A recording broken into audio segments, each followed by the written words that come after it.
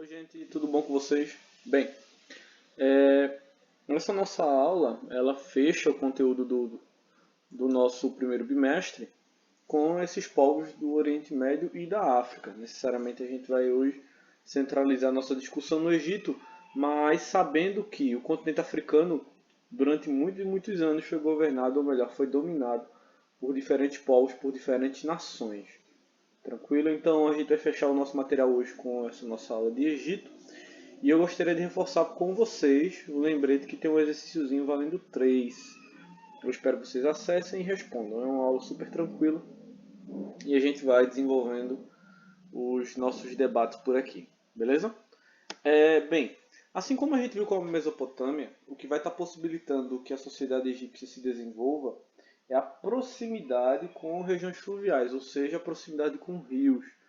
E aqui, como vocês estão vendo, tá, nós temos o rio Nilo, na África, mas na região nordeste ali do continente africano, que tem sua nascente próxima à região da Núbia, e ele desce até o delta do Nilo, desembocando no mar Mediterrâneo. Antigamente, nessa região do Nilo, nas margens do Nilo, vão se desenvolver diferentes grupos humanos formando pequenos aglomerados. Esses aglomerados populacionais, essas vilas, por assim dizer, eu vou chamar esse termo, mas não é apropriado para a época, né? Eram os chamados nomos. Esses nomos, durante muitos e muitos anos, eles vão ser governados pelos nomarcas.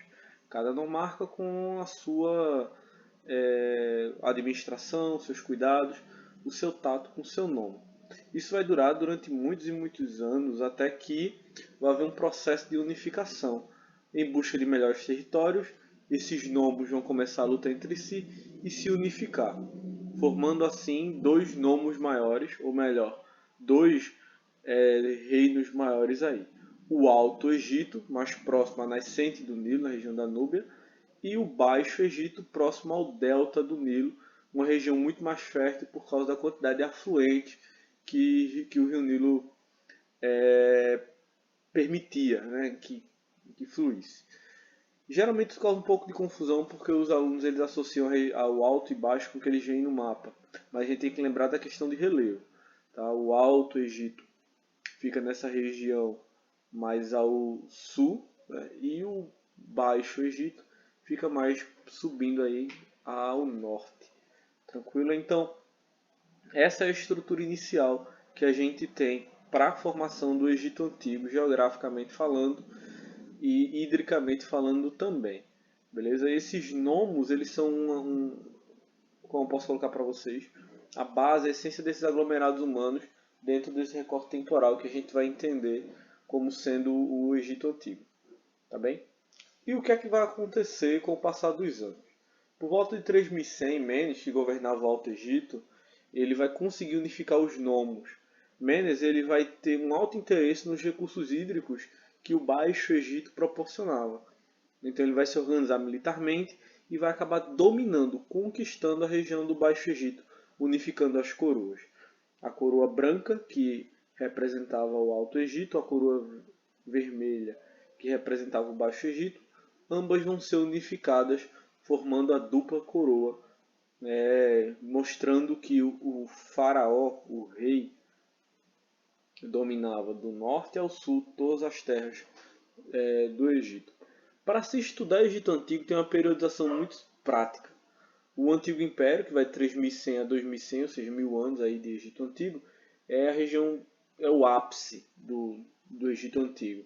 É nessa época que vão ser construídas as principais pirâmides, onde o Egito vai se expandir militarmente, onde ele vai conseguir expandir suas fronteiras.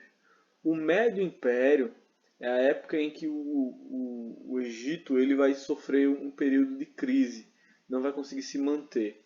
Então todo aquele território egípcio vai ser conquistado por Ixos, povos vindos da Ásia, que vão acabar dominando aquela região e morando por lá por muito tempo. É nessa época também que os hebreus eles saem da Palestina em busca de terras férteis e acabam ficando no Egito. E a gente tem um novo império que é marcado pela volta dos egípcios, a expulsão dos Ixos e quando os hebreus se tornam escravos dos povos egípcios. Depois tem toda a questão do êxodo, né, que eles fogem do Egito e acabam voltando para a Palestina. Mas a essência, a base histórica mesmo do Egito Antigo se baseia nessas três periodizações: o Antigo Império, o Médio Império e o Novo Império, cada qual com suas características, e não é difícil a gente entender isso.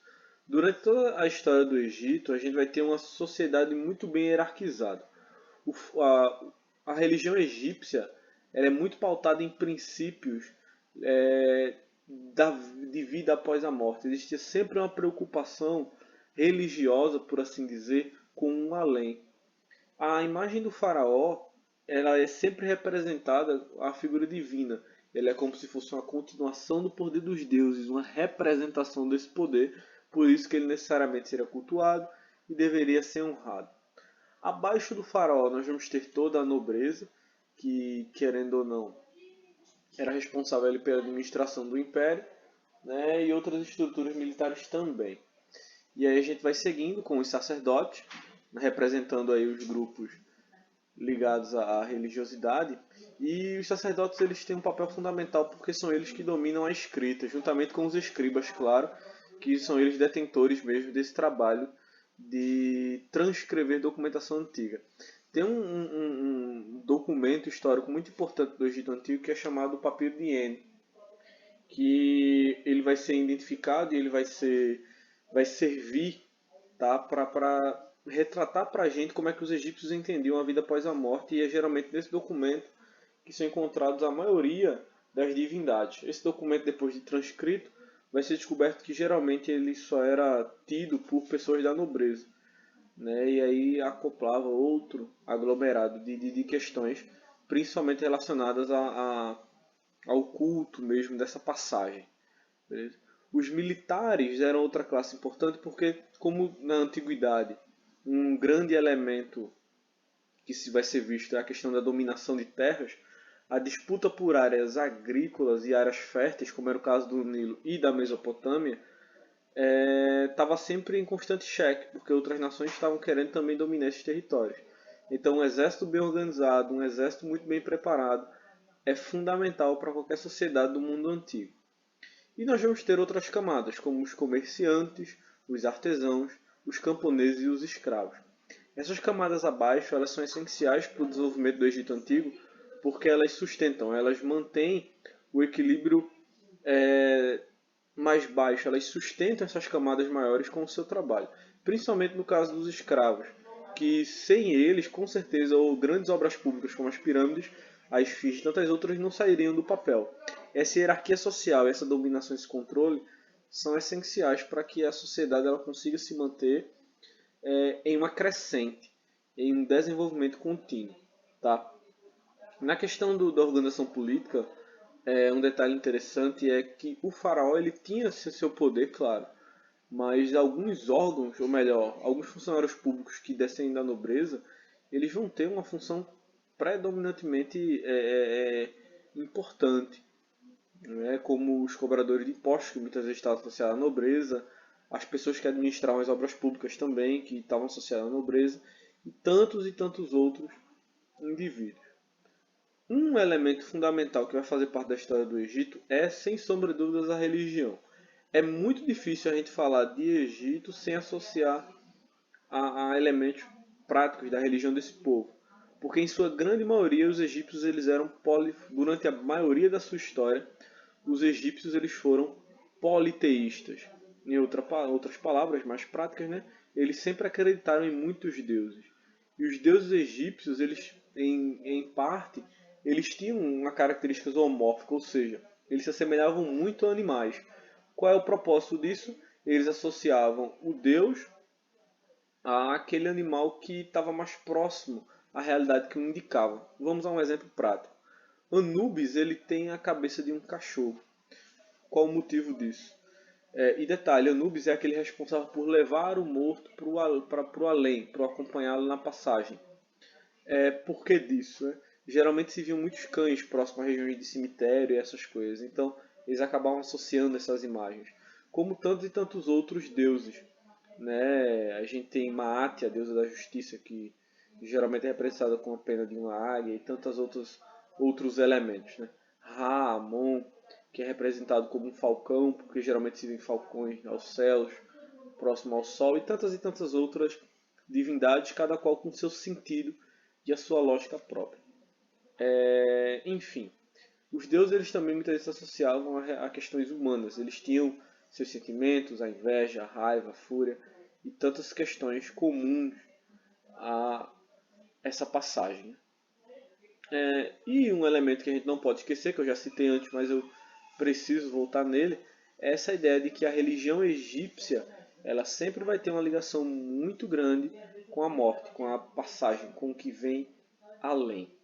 Beleza? E um grande mistério, eu deixo as pirâmides aqui por uma questão de curiosidade. Boa parte das pessoas sempre se questiona como as pirâmides elas foram construídas. Isso é um questionamento que já está manjado, já está batido, né, mas é sempre bom a gente reforçar. Por muitos anos se acreditou que essas pedras elas foram arrastadas por esquemas de rampa externo. Só que foi provado que isso ia gastar muito mais material, ou seja, ia se gastar muito mais material para construir as rampas do que necessariamente construir as pirâmides. Depois de muitos e muitos anos, se descobriu que as pirâmides elas foram construídas de dentro para fora, com sistemas de rampas internos que acabavam possibilitando que as pedras elas fossem arrastadas por dentro das pirâmides e sendo encaixadas até formar isso que vocês estão vendo. Na imagem vocês têm as três principais pirâmides, a de Khéops, Khafre e Mycerinus, e essa menorzinha, tá, de Mênfis aí, que já é outra questão. Então são várias e várias pirâmides que existem no Egito. Aqui, pessoal, eu indico até esse videozinho para vocês. Quem tiver paciência depois para dar um confere no YouTube, ele está lá para vocês darem uma olhada. Tá bom? Obrigado, valeu e até a próxima.